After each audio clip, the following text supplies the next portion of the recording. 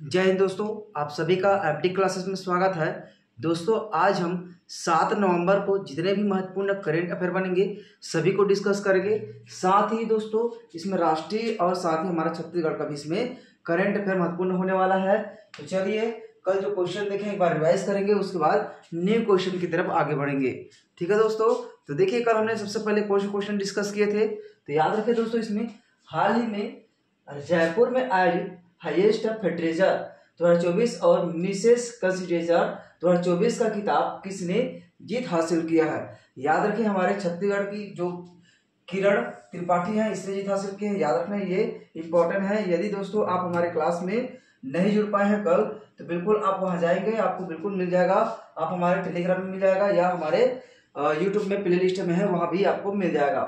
अब देखिए हाल ही में छत्तीसगढ़ के किस व्यक्ति को दिल्ली में चाइल्ड केयर चैंपियन अवार्ड 2024 से सम्मानित किया गया है। तो याद रखना है धान भाई मरकाम जी को सम्मानित किया है दोस्तों।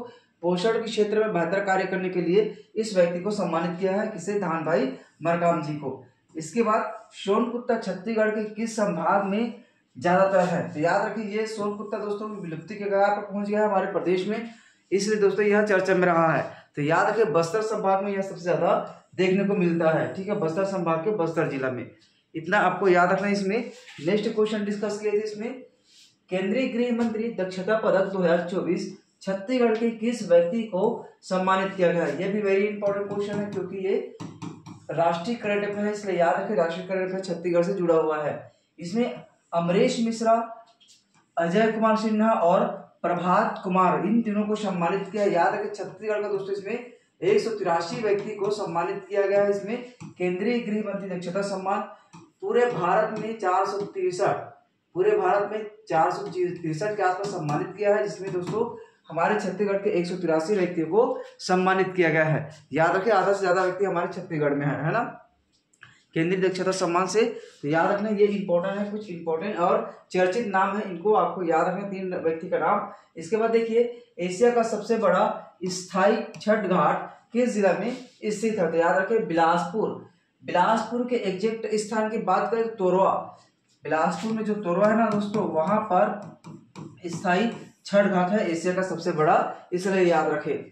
अस्थायी की बात करते हैं तो अस्थायी मुंबई में जो जुहू है वहां पर दोस्तों अस्थायी सबसे बड़ा छठ घाट है। ये हमारे छत्तीसगढ़ का स्थायी है ना। इसके बाद देखिए 2024-26 अवधि के लिए किस देश को राष्ट्रीय सौर गठबंधन सभा का अध्यक्ष बनाया गया है? ये भी बहुत इंपॉर्टेंट है क्योंकि हमारे भारत को दोस्तों इसमें अंतर्राष्ट्रीय सौर गठबंधन सभा का अध्यक्ष चुना गया है। ये 2024 से 26 के लिए ये अवधि बिल्कुल इंपॉर्टेंट है, याद रखें।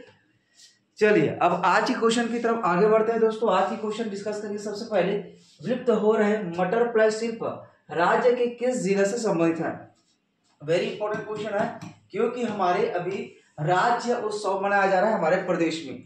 उसमें दोस्तों सबसे ज्यादा आकर्षित करने वाली बात है कि मटर प्लाई शिल्प, क्योंकि ये विलुप्त होने वाला था, लेकिन दोस्तों इसे हमारे छत्तीसगढ़ के एक नवयुवक ने इसे संभाला हुआ है। इसलिए याद रखें ये राज्य उत्सव में जो रायपुर में मनाया जा राज्य उत्सव, उसमें इनका भी स्टॉल लगा हुआ है, जिसमें यह चर्चा का विषय बना हुआ है और हाथों हाथ ये मटर प्लाई बिक रहा है। ठीक है, तो याद रखें मटर प्लाई सबसे इंपॉर्टेंट बात है दोस्तों कि किस जिला में सबसे ज्यादा यह मटर प्लाई शिल्प देखा गया है और साथ ही किस व्यक्ति द्वारा इस मटर प्लाई को अभी संभाल कर रखा हुआ है, जो कलाकार है इसके बारे में याद रखें। चलिए तो बात करते हैं दोस्तों कलाकार कौन है जो मटर प्लाई से संबंधित मटर प्लाई जो शिल्पकला है दोस्तों, इससे जो जुड़ा हुआ कलाकार कौन है? तो याद रखना है दोस्तों ये कौन है? अभिषेक जी का नाम बिल्कुल याद रखें। कौन है?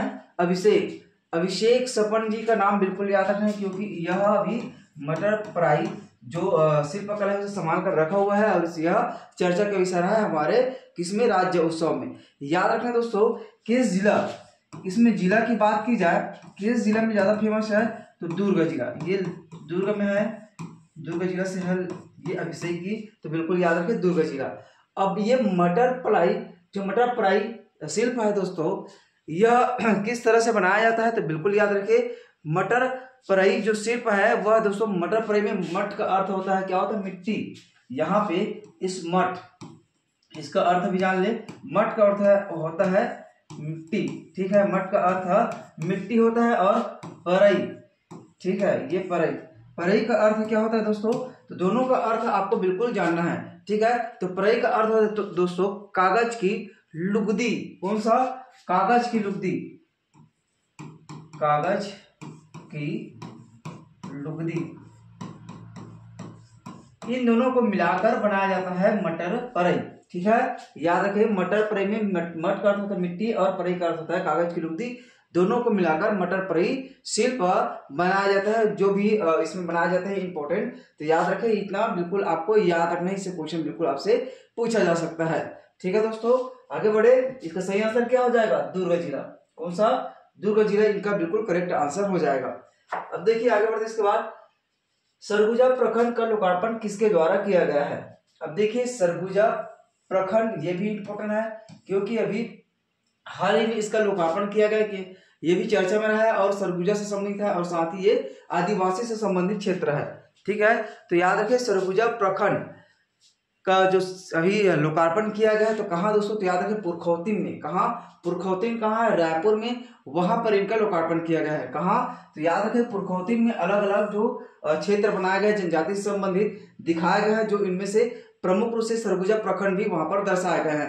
तो दोस्तों वहां पर सरगुजा प्रखंड का अभी हाल ही में हमारे राष्ट्रपति द्रौपदी मुर्मू 25 से 26 जो अक्टूबर को हमारे छत्तीसगढ़ आए थे, उस दौरान दोस्तों हमारे छत्तीसगढ़ का जो सरगुजा प्रखंड जो पुरखौतीम में है, वहां पर उसका लोकार्पण किया गया है। तो इनका सही आंसर क्या हो जाएगा? राष्ट्रपति द्रौपदी मुर्मू द्वारा इनका लोकार्पण किया गया है, इसे याद रखें, ठीक है।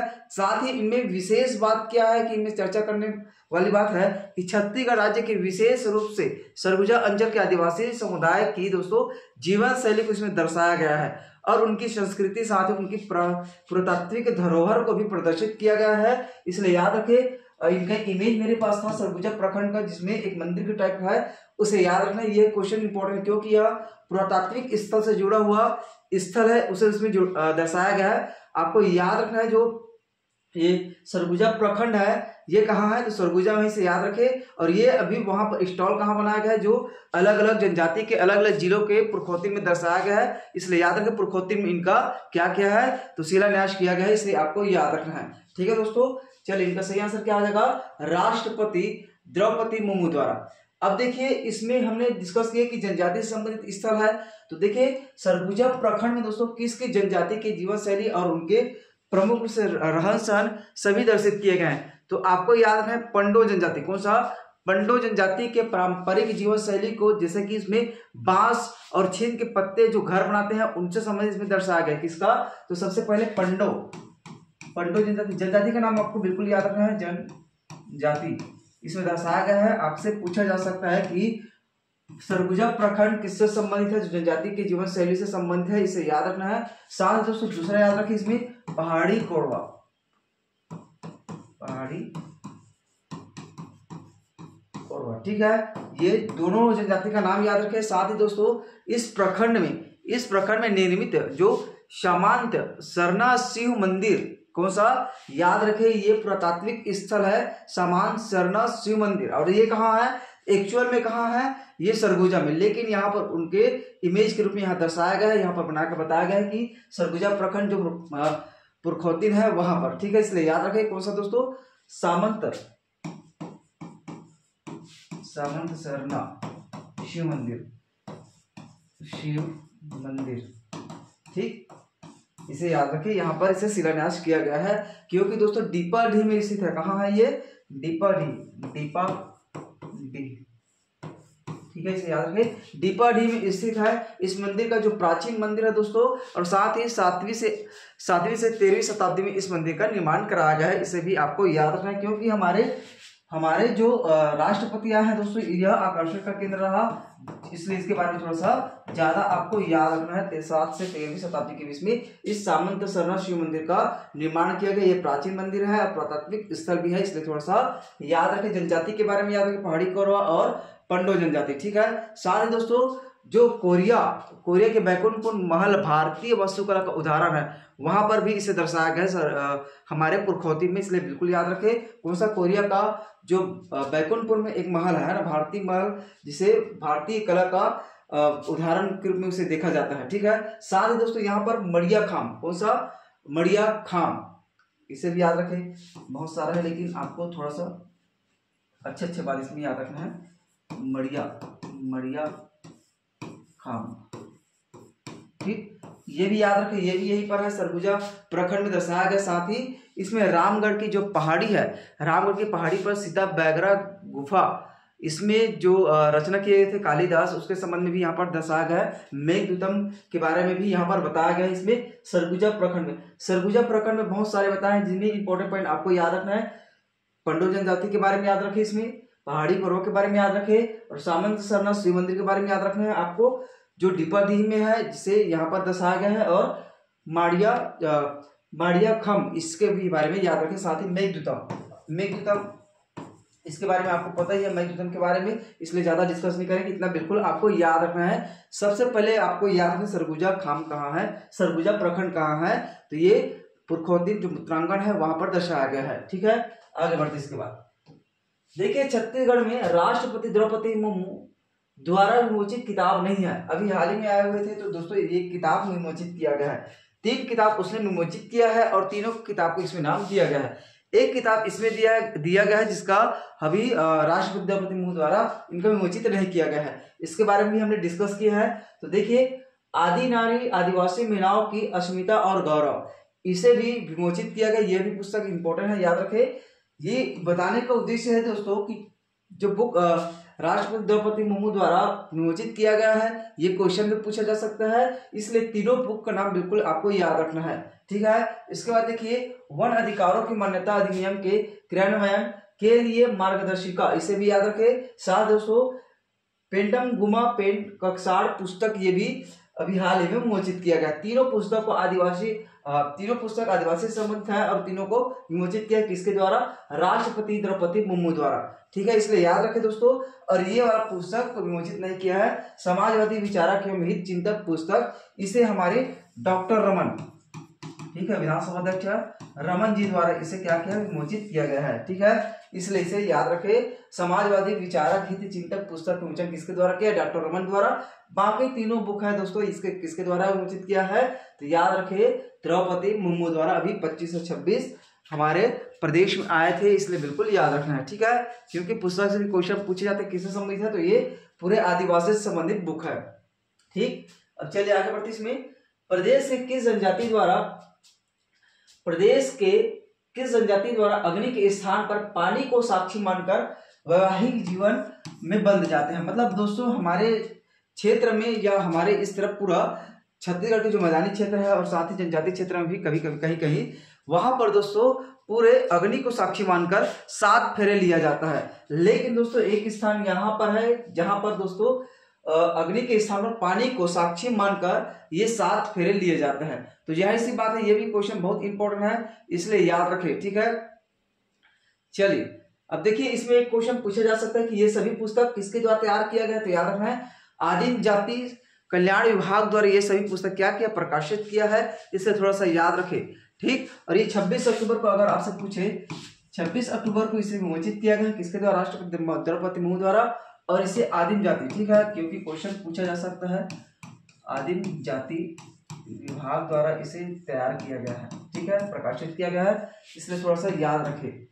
ये थोड़ा सा याद आ गया था, इसलिए थोड़ा सा याद रखना है। अब इसके बाद देखिए, प्रदेश की जनजाति द्वारा अग्नि के स्थान पर पानी को साक्षी मानकर वैवाहिक जीवन में बंध जाते हैं। ठीक, इसके बारे में डिस्कस करेंगे। तो चलिए इनका सही आंसर देखते हैं, और साथ ही दोस्तों इनके बारे में जितने भी इंपॉर्टेंट पॉइंट है सभी डिस्कस करेंगे, क्योंकि ये चर्चा में रहा है और जाहिर सी बात से क्वेश्चन पूछे जाते हैं। तो चर्चा में दोस्तों, अग्नि के स्थान पर पानी को साक्षी मानकर यह प्रमुख 7 फेरे में बंध जाते हैं। ये एक चर्चा का विषय रहा है। और साथ ही याद रखें कहाँ, तो किस जिला में पूछे और किस जनजाति में पूछे, तो आपको याद है जनजाति से कई सारे क्वेश्चन एग्जाम में पूछे जाते हैं, जिनमें से चर्चा में रहा है और इंपॉर्टेंट है। जैसे कि ये बहुत इंपॉर्टेंट है और चर्चा में भी है, क्योंकि अग्नि के स्थान पर पानी को साक्षी मानते हैं, और सभी हमारे प्रदेश में मतलब सभी हमारे प्रदेश और साथ ही देश विदेश में सभी में अग्नि को साक्षी मानकर 7 फेरे लिया जाता है। ठीक है, तो याद रखिए अग्नि के स्थान पर कहाँ दोस्तों, तो कहाँ आपसे पूछे किस जिला की जनजाति, तो बिल्कुल बस्तर।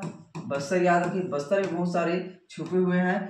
इसके बाद याद रखिए बस्तर पूछेंगे। अगर आपसे जनजाति पूछे किस जाति द्वारा, ठीक है, किस जाति द्वारा यह किया जाता है या निभाया जाता है, अग्नि के स्थान में पानी को साक्षी माना जाता है, तो याद रखिए दोस्तों धुरवा। कौन है, धुरवा जनजाति का नाम बहुत इंपॉर्टेंट है, याद रखें। धुरवा जनजाति द्वारा इस तरह से विवाह किया जाता है और यह प्रचलित भी है और साथ ही चर्चित भी है।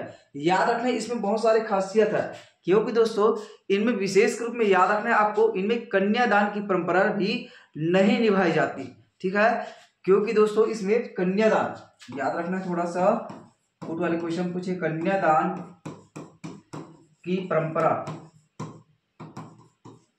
इसमें नहीं निभाई जाती। ठीक है, याद रखना है वर अपनी वधु का मांग नहीं भरता, कुछ अलग है, डिफरेंस है, कुछ अलग कार्य किया जा रहा है ना विवाह के संबंध में। तो याद रखना इसमें कन्यादान इसमें नहीं किया जाता है, साथ ही वर अपनी वधु का मांग नहीं भरे जाते, ये भी याद रखना। ना ही कोई वचन दिए जाते, जैसे कि हमारे यहाँ शादी होता है 7 वचन दिए जाते हैं, मांग भरे जाते हैं। साथ ही दोस्तों यहाँ पर कन्यादान भी किया जाता है, अग्नि को साक्षी मानकर किया जाता है, लेकिन यहाँ पर सभी उल्टा है। ठीक है, इसलिए याद रखना है जो कार्य हम लोग करते हैं ये वहां नहीं करते हैं। ठीक है, साथ ही दोस्तों इस दौरान कोई हवन पूजन कार्य भी नहीं किया जाता, कोई हवन पूजन कार्य भी नहीं किया जाता धुरवा जनजाति में। इसलिए याद रखें वैवाहिक समारोह की खुशियां यहाँ पर सप्ताह भर चलाई जाती है, मतलब सप्ताह भर यहाँ पर वैवाहिक जो विवाह के आयोजन किया जाता है सप्ताह भर। इसलिए याद रखें शादी के एक दिन पहले दोस्तों मायके में लड़की को छोड़ दिया जाता है लेकर, और यहाँ पर याद रखना है लड़की वहां पर बारात लेकर आती है। ठीक है, इसलिए थोड़ा सा याद रखें, सभी उल्टा यहाँ पे लड़की, ठीक है, लड़की बारात का रस्म निभाती है, इसलिए याद रखें लड़की बारात का रस्म यहाँ पर निभाती है। ठीक, ये थोड़ा सा इंपॉर्टेंट पॉइंट है और क्वेश्चन पूछने लायक है, थोड़ा सा याद रखें। जितने पॉइंट हम आपसे डिस्कस किए, जितने भी बताएं, आप उसे अच्छे से याद करें और साथ ही कुछ इंपॉर्टेंट फैक्ट भी आपको याद रखना है। ठीक है, बस्तर से याद रखें धुरवा जनजाति। ठीक है, आगे बढ़े इसके बाद अब देखिए नेक्स्ट क्वेश्चन, राज्य अलंकरण सम्मान 2024 सही जोड़ी मिलाइए। ठीक, ये आपको पता है कि अभी हाल ही में राज्य अलंकरण सम्मान 2024 का घोषित किया गया है और साथ ही इसमें दोस्तों प्रमुख व्यक्ति का नाम दिया गया और सम्मान प्राप्तकर्ता के नाम दिए गए हैं। ठीक है, क्योंकि सभी चर्चित है और सभी से क्वेश्चन पूछा जाता है। आपको पता होगा कि दोस्तों डॉक्टर खूबचंद बघेल को कृषि का रत्न पुरस्कार कहा जाता है, कृषि का रत्न पुरस्कार कहा जाता है, इसलिए याद रखें ये भी इंपॉर्टेंट है, क्योंकि हमारे छत्तीसगढ़ में कृषि का रत्न पुरस्कार किसे कहा जाता है, अगर आपसे क्वेश्चन पूछे तो डॉक्टर खूबचंद बघेल आपको याद रखना है। अब देखिए आपको इसमें सही जोड़ी मिलाना है और आपको पता भी होगा अगर आपने पढ़ लिए होंगे तो। ठीक है, थोड़ा सा इंपॉर्टेंट पॉइंट है, बिल्कुल याद करते जा, धीरे धीरे एक एक दो पॉइंट रोज याद करेंगे तो हमें पूरा याद हो जाएगा। ठीक, लेकिन इसे पुट वाले क्वेश्चन भी लाएंगे इसके लिए, मतलब पुट वाले क्वेश्चन साथ ही ट्रिक वाले क्वेश्चन जो आपको लंबे समय तक याद रखने के लिए फायदा रहेगा। अब देखिए पंडित सुंदरलाल शर्मा सम्मान किसे दिया गया है दोस्तों, तो याद रखना है डॉक्टर सत्यभामा आडिल को। किसको, डॉक्टर सत्यभामा आडिल को। अब याद रखना है इसमें सम्मान किस क्षेत्र में दिया जाता है और किस विभाग द्वारा, ये भी 2-3 पॉइंट याद रखे। तो याद रखे हिंदी साहित्य के लिए, साहित्य के क्षेत्र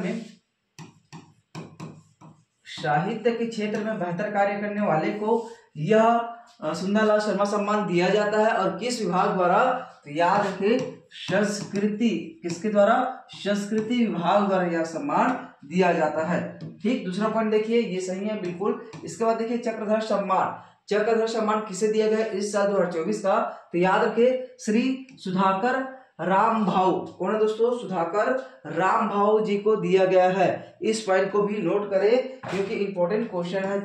चक्रधर सम्मान श्री सुधाकर राम भाऊ को दिया गया है। और याद रखें दोस्तों शास्त्रीय संगीत एवं नृत्य के क्षेत्र में चक्रधर सम्मान दिए जाते हैं और संस्कृति विभाग द्वारा दिया जाता है, इसलिए याद रखें संगीत के क्षेत्र में, है ना। यहाँ पे देखें शास्त्रीय संगीत, है ना, इसलिए थोड़ा सा पॉइंट याद रखना है। इसके बाद देखिए दाऊ मंद्रा जी सम्मान, कौन है, दाऊ मंद्रा जी सम्मान किसे दिया गया दोस्तों, तो श्री पंडित राम मंडावी जी को। कौन है? पंडित राम मंडावी जी को दिया गया, ये भी बिल्कुल करेक्ट है, याद रखे। और ये किस लिए दिया जाता है दाऊ मंद्रा जी सम्मान? तो याद रखे दोस्तों, लोक नाट्य और लोक शिल्प के लिए। किसके लिए? लोक नाट्य और लोक शिल्प के लिए यह सम्मान दिया जाता है। किस विभाग द्वारा? तो ये भी संस्कृति विभाग द्वारा। ठीक, तीनों कौन सा है? संस्कृति विभाग द्वारा दिया जाता है। अब याद रखे दोस्तों, इसमें डॉक्टर खूबचंद बघेल, डॉक्टर खूबचंद बघेल हमने अभी डिस्कस किया कि ये कृषि के क्षेत्र में, कृषि, ठीक है, कृषि के क्षेत्र में दिया जाता है। और याद रखें दोस्तों, इनमें इंपॉर्टेंट पॉइंट क्या याद रखना है आपको कि दोस्तों खूबचंद बघेल किस विभाग द्वारा दिया जाता है? तो कृषि विभाग द्वारा। किसके द्वारा? कृषि जो विभाग है उसके द्वारा यह दिया जाता है। ठीक, ये सभी पॉइंट को याद रखना क्योंकि इंपॉर्टेंट है। और याद रखें, इसमें कृषि का रत्न पुरस्कार किसे कहा जाता है? तो डॉक्टर खूबचंद बघेल को कहा जाता है। याद रखना दोस्तों, इस श्री शिव कुमार चंद्रवंशी और किसे दिया गया? तो श्री खेमराज पटेल, दो व्यक्ति को खूबचंद बघेल सम्मान दिया गया है। दूसरा नाम याद रखे, ये पहला नाम हो गया, और दूसरा खेमराज बघेल, ये दोनों व्यक्ति को इस साल का पुरस्कार दिया गया, डॉक्टर खूबचंद बघेल। और कृषि का रत्न पुरस्कार भी इसे कहा जाता है और कृषि विभाग द्वारा दिया जाता है, कृषि के क्षेत्र में दिया जाता है। इतना पॉइंट आपको बिल्कुल नोट रखना है, इंपॉर्टेंट रहेगा सभी पॉइंट। चलिए आगे बढ़ते हैं। इसके बाद अब देखिए दोस्तों, एक नाम और इसी में ऐड कर लेंगे जिसमें महाराजा अग्रसेन सम्मान, ये भी इंपॉर्टेंट होता है, क्वेश्चन पूछे जाते हैं एग्जाम में। तो महाराजा अग्रसेन सम्मान दोस्तों याद रखे किस लिए? तो सामाजिक समरसता के क्षेत्र में दिया जाता है महाराजा अग्रसेन सम्मान, महाराजा अग्रसेन। ठीक, अब इसमें याद रखे सामाजिक समरसता के क्षेत्र में दिया जाता है। और किसे दिया गया है? तो याद रखे दोस्तों, इसे श्री सियाराम, कौन है? श्री सियाराम अग्रवाल। ठीक है, कौन है? सियाराम अग्रवाल,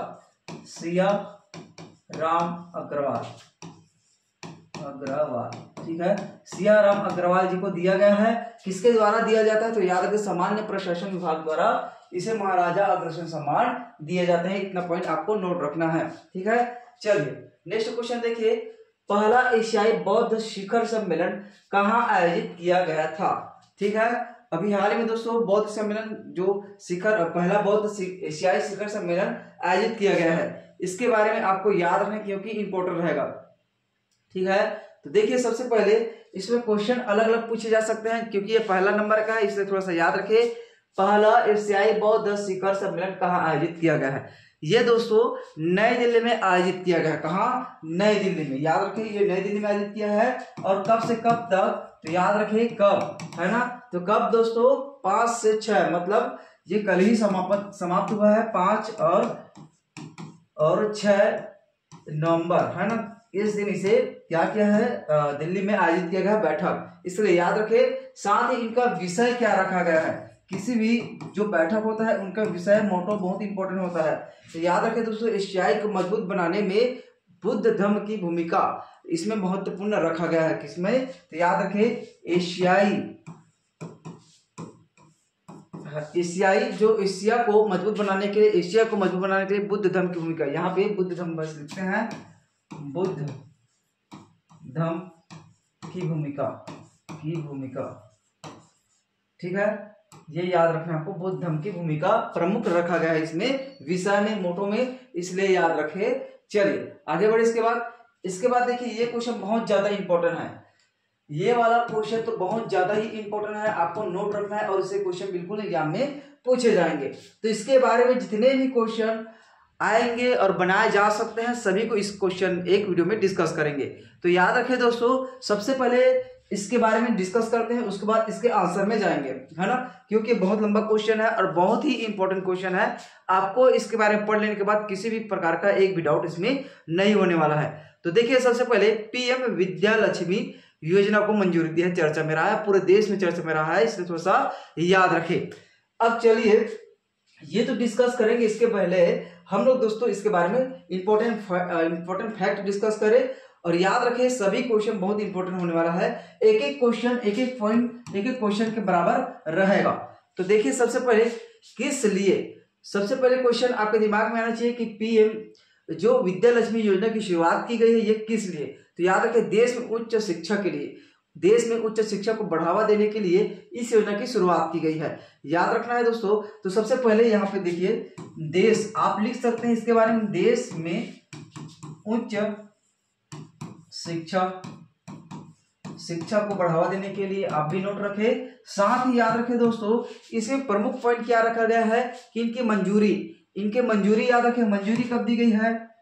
मंजूरी, ठीक, मंजूरी दी तो दोस्तों 6 नवंबर को। कब? 6 नवंबर को यह मंजूरी दिया गया है। बहुत इंपॉर्टेंट है, आप नोट बिल्कुल बनाए इसके बारे में। 6 नवंबर को मंजूरी दिया गया है। याद रखें, यह योजना राष्ट्रीय शिक्षा नीति 2020 के उद्देश्य के अनुरूप इसे बनाया गया है और विकसित किया गया है।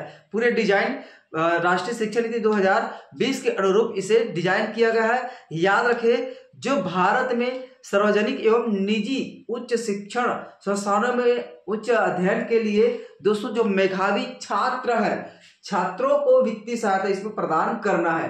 क्या है? वित्तीय सहायता प्रदान करना है, जिसमें सार्वजनिक हो या निजी उच्च शिक्षण संस्थान हो, वहां पर छात्रों को दोस्तों उसके अध्ययन के लिए क्या दिया जाएगा? वित्तीय सहायता दिया जाएगा उन मेधावी छात्रों को। ये बिल्कुल याद रखें, यहाँ पर वित्तीय सहायता क्या दिया जाएगा? इसमें वित्तीय सहायता दिया जाएगा। ये बहुत इंपॉर्टेंट पॉइंट है, इसे नोट रखें, ठीक। अब इस वित्तीय सहायता दिया जाएगा तो इसके बारे में इंपॉर्टेंट पॉइंट देखिएगा। इनका संचालन, सबसे पहले इनका संचालन याद रखें, संचालन से भी क्वेश्चन पूछा जा सकता है। संचालन किसके द्वारा किया जाएगा? तो याद रखें, केंद्रीय शिक्षा मंत्रालय के तहत उच्च शिक्षा विभाग द्वारा। किसका? उच्च शिक्षा विभाग द्वारा, ठीक है। केंद्रीय शिक्षा मंत्रालय के अधीन दोस्तों उच्च शिक्षा विभाग द्वारा इसे संचालित किया जाएगा। अब इसमें जो मेधावी छात्र है इसमें किस तरह से जुड़ सकते हैं? तो याद रखें, पीएम विद्या लक्ष्मी जो पोर्टल बनाया गया है इसके लिए, वहां से आप जुड़ सकते हैं, उसमें आवेदन कर सकते हैं। याद रखें, पीएम, चलिए यहीं पे लिखे किस तरह से आपको वहां पे जुड़ना है। पीएम विद्या लक्ष्मी, इस पोर्टल में जाकर आप इसमें जुड़ सकते हैं और इसमें आवेदन कर सकते हैं। याद रखना दोस्तों, पात्र इसमें क्या रखा गया है? सार्वजनिक एवं निजी क्षेत्र के उच्च शिक्षा संस्थानों में प्रवेश पाने वाले छात्र बैंकों और वित्तीय संस्थानों से दोस्तों इसमें गारंटी मुक्त ऋण दिया जाएगा। मतलब गारंटी मुक्त ऋण के कहने का मतलब है दोस्तों कि सरकार द्वारा जो ऋण दिया जाएगा, वित्तीय संस्थानों द्वारा, जो प्राइवेट सेक्टर या बैंक द्वारा आपको ऋण दिया जाएगा पढ़ाई के लिए, उस ऋण का सरकार खुद उसमें गारंटी के रूप में ऋण मुक्त दिया जाएगा। मतलब सरकार, अगर आप इसमें ऋण को नहीं पटा पाएंगे तो सरकार खुद उसका ऋण पटाएगा। मतलब 75% आपको इसे याद रखना है, 75%, बहुत इंपॉर्टेंट है। 75% इसमें सरकार क्या किया जाएगा? कवर किया जाएगा। अगर आपको इसमें 1 लाख रुपया ऋण दिया गया है और इस 1 लाख रुपया ऋण को आप नहीं पटा सकते हैं तो दोस्तों इनमें से 75,000 को, 75% में 75,000 को केंद्र सरकार द्वारा पटाया जाएगा। 25,000 रुपए आपको पटाना रहेगा। अगर आपकी स्थिति खराब है, उसमें कुछ कंडीशन रखेगा, टर्म कंडीशन पढ़ने के बाद आपको इस तरह से छूट भी दिया जाएगा। इसलिए याद रखें, गारंटी मुक्त ऋण के लिए भी इसमें पात्र होंगे। ये बहुत इंपॉर्टेंट फैक्ट है और बहुत ज्यादा इंपॉर्टेंट, इसीलिए सबसे ज्यादा चर्चा कर रहा है कि सरकार इसमें गारंटी के रूप में खुद खड़े रहेंगे कि इसमें ऋण को पटाने के लिए किसी बैंक हो या निजी बैंक हो या सरकारी बैंक, कहीं भी आपको ऋण मिल सकता है क्योंकि गारंटी के रूप में इसमें सरकार रहेंगे। ठीक है, अब देखिए इसमें दोस्तों, इसमें जैसे कि ऋण है, छात्र की ट्यूशन फीस है, बहुत सारे इस संबंधित खर्चे हैं, उसे सभी को इसमें कवर किया गया। साथ ही इस योजना के चूक में वित्तीय संस्थानों को ऋण की गारंटी दिया गया है। ये तो हमें डिस्कस कर लिए। ठीक, अब याद रखें इसमें ऋण कितना तक दिया जा सकता है, ये भी इंपॉर्टेंट रहेगा। ठीक है, सबसे पहले देखिए दोस्तों, इसमें 10 लाख रुपए तक के लिए, किसने 10 लाख रुपए तक इसमें ऋण दिया जा सकता है। याद रखें इस 10 लाख में, यहाँ पे जगह नहीं है लेकिन बहुत अच्छा बनता है इसमें। देखिए ये 10 लाख है ना, 10 लाख में दोस्तों जो ब्याज लगेगा, अगर आप बैंक से लेंगे तो उसमें भी ब्याज में आपको ऋण दिया जाएगा, या निजी क्षेत्र से लेंगे फिर भी आपको ब्याज में ऋण दिया जाएगा। उनका 3%, इस ब्याज का जो ब्याज दिया जाएगा उसका 3% सरकार द्वारा पटाया जाएगा। ब्याज का 3%। ठीक है, ब्याज का 3% भी सरकार द्वारा पटाया जाएगा, ये भी याद रखे। ठीक है, ब्याज का 3% इसमें सरकार द्वारा छूट दी जा सकती है, ये भी इंपॉर्टेंट है। साथ ही इसमें कहा गया है कि वे छात्र जिनकी पारिवारिक वार्षिक आय 8 लाख रुपए प्रति वर्ष से कम है और अन्य सरकारी छात्रवृत्ति या ब्याज की दर पर पहले से वह रजिस्टर्ड है तो उसे नहीं दिया जाएगा, बाकी को दिया जाएगा। अगर आप सरकारी किसी भी योजना में लाभ ले रहे हैं तो वह उसमें पात्र नहीं किया गया। ठीक है, इसे थोड़ा सा याद रखें। ये 3% आपको याद रखना है और ये 75% को आपको याद ही रखना होगा। ठीक है, ये बहुत इंपॉर्टेंट है 75%। और कुछ इंपॉर्टेंट पॉइंट रहेगा तो बिल्कुल डिस्कस करेंगे। और याद रखें दोस्तों, इनका लक्ष्य क्या रखा गया, वेरी वेरी इंपॉर्टेंट क्वेश्चन है। इस पीएम विद्या लक्ष्मी योजना का लक्ष्य क्या रखा गया दोस्तों कि इसमें 1 लाख, कितना, 1 लाख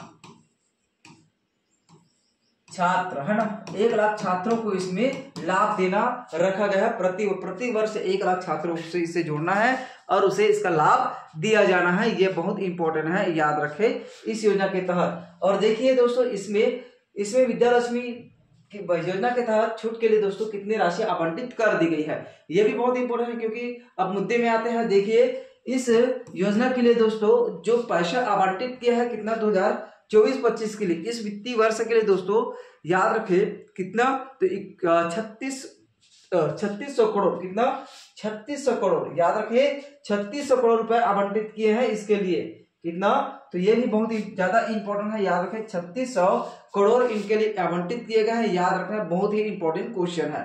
ठीक है, चलिए इतना आपको याद रखना है। अब देखिए, बिहार कोकिला के नाम से प्रसिद्ध कौन प्रसिद्ध है। ठीक है, बिहार कोकिला के नाम से, क्योंकि दोस्तों ये चर्चा में रहा है। आपने देखा होगा कि हमारे प्रधानमंत्री मोदी, राष्ट्रपति द्रौपदी मुर्मू सभी ने इसको श्रद्धांजलि दी है। कल इनका निधन हो गया है, इसलिए इसके बारे में डिस्कस करेंगे क्योंकि इंपॉर्टेंट पॉइंट है। ठीक है, ये लोक गायिका है दोस्तों बिहार की। यह छठ के लिए, जो बिहार में छठ होता है ना, छठ पूजा, उसके लिए गाना गाने के लिए बहुत ही चर्चा में रहा है। और इसे दोस्तों पद्मश्री, पद्म विभूषण से भी सम्मानित किया जा चुका है, साथ ही संगीत नाटक अकादमी से इसे भी सम्मानित किया जा चुका है। इसलिए बिल्कुल याद रखना, बहुत ही प्रसिद्ध है, चर्चित व्यक्ति। जिस तरह हमारे तीजन भाई हैं, उसी तरह दोस्तों ये बिहार कोकिला के नाम से कौन प्रसिद्ध है, तो याद रखें शारदा सिन्हा जी। ठीक है दोस्तों, शारदा सिन्हा जी। ठीक है, याद रखें शारदा सिन्हा, जो श्रीमती शारदा सिन्हा जी है, इनका हाल ही में निधन हो गया है। हमारे तीजन भाई के समकक्ष है ये भी, इसलिए बिल्कुल याद रखें। इनका तबियत खराब था, ये नई दिल्ली में भर्ती था, इसलिए याद रखें उन्हें सांस लेने में दिक्कत था, मतलब कैंसर था इसमें, अस्थमी मज्जा बोलते हैं ना, उसमें कैंसर हो गया था इसे, इसलिए थोड़ा सा याद रखें इसके बारे में। चलिए, अब ये भोजपुरी भी गाती हैं और साथ ही मैथिली और मगधी, क्योंकि दोस्तों आज छठ पूजा का आखिरी दिन है और इसी बीच में इनका निधन हो जाना बहुत दुख की बात है ना, इसलिए याद रखें इसके बारे में। और याद रखें कोकिला के नाम से कौन प्रसिद्ध है, तो ये होगा शारदा सिन्हा, इसके बारे में इंपॉर्टेंट। साथ ही मल्टीपल माइलोग जो रोग है, जो किससे संबंधित है, ये क्वेश्चन आपसे पूछा जा सकता है। इसी से ये, इस बीमारी से इनका निधन हुआ है, तो याद रखें दोस्तों मल्टीपल माइलोमा रोग है ना, मल्टीपल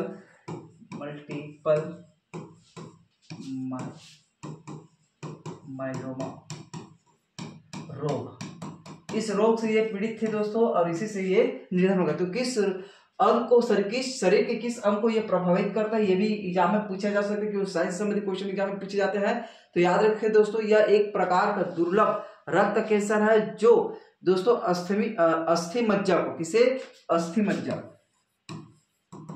अस्थि मज्जा को ये प्रभावित करते हैं ना, तो याद रखें ये अस्थि मज्जा को प्रभावित करते हैं और इसी रोग से ये पीड़ित है। और ये क्या है दोस्तों, लाल रक्त जो कैंसर है ना, उससे यह पीड़ित है ना, तो याद रखें इसी को प्रभावित किया है कैंसर के रूप में, इसलिए याद रखना है इसके बारे में। ये भी क्वेश्चन साइंस से संबंधित हो गए, इससे भी क्वेश्चन एग्जाम में पूछा जा सकता है। और याद रखें छठ पूजा में किसकी पूजा की जाती है, ये भी क्वेश्चन पूछा जा सकता है। तो याद रखें सूर्य देव और उनकी बहन छठी मैया की पूजा की जाती है। सूर्य भगवान और उनकी बहन है दोस्तों छठी मैया, दोनों की पूजा की जाती है छठ में। अब इसमें क्वेश्चन पूछा जा सकता है कि शारदा सिन्हा को कब पद्म विभूषण से सम्मानित किया गया है, ये भी एग्जाम में क्वेश्चन पूछा जा सकता है। तो याद रखें दोस्तों 2018 में, कब, 2018 में से सम्मानित किया है पद्म विभूषण से, ये भी क्वेश्चन एग्जाम में पूछ सकते हैं, इसलिए याद रखें इसके बारे में थोड़ा सा। अब देखिए पिछले वीडियो में दोस्तों हमने आपसे क्वेश्चन पूछा था कि छत्तीसगढ़ के समाजवादी विचारक एवं चिंतक पुस्तक किससे संबंधित है? तो याद रखना है दोस्तों, ये छत्तीसगढ़ के उन महान सामाजिक एवं राजनीतिक नेताओं के व्यक्तित्व एवं उनके कृत्य पर प्रकाश डाला है, मतलब उनके व्यक्तित्व पर, जीवन पर, शैली पर प्रकाश डाला है कि दोस्तों उस समय सामाजिक एवं राजनीतिक नेताओं के व्यक्तित्व किस तरह थे और वह किस तरह से भूमिका निभाई है हमारे छत्तीसगढ़ में। ये सभी उसके बारे में बताया गया है समाजवादी विचारक एवं भी चिंतक पुस्तक में। याद रखिए इनके लेखक कौन है? तो सुभाष शर्मा जी,